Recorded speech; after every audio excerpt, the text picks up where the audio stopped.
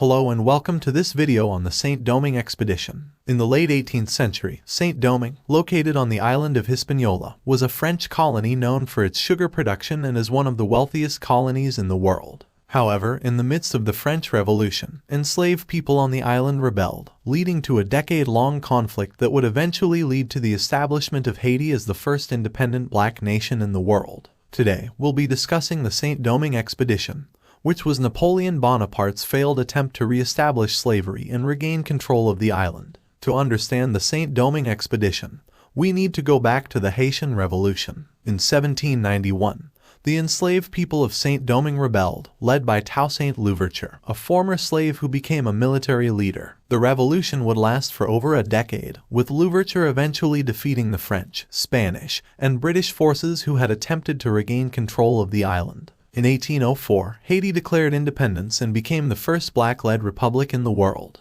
Despite the loss of Saint-Domingue, Napoleon Bonaparte was determined to regain control of the island. He believed that the failure of the French in Saint-Domingue was due to the abolition of slavery, which he saw as a threat to the economy and French power. In 1801, he sent a massive expedition to the island, which included over 20,000 troops and was led by his brother-in-law, General Charles Leclerc. The expedition, Leclerc's forces landed in Saint-Domingue in February 1802 and were initially successful in regaining control of much of the island. However, the success was short-lived as the former enslaved people, who had fought for their freedom, refused to be enslaved again. Leclerc and his troops faced fierce resistance from the people, who had established a well-organized resistance under the leadership of Louverture. Moreover, the French troops were not prepared for the tropical diseases that ravaged their ranks, including yellow fever, which killed over 40,000 soldiers, including Leclerc himself. By the end of 1803, the French forces were in disarray, and Napoleon was forced to abandon his plan to re-establish slavery and regain control of Saint-Domingue.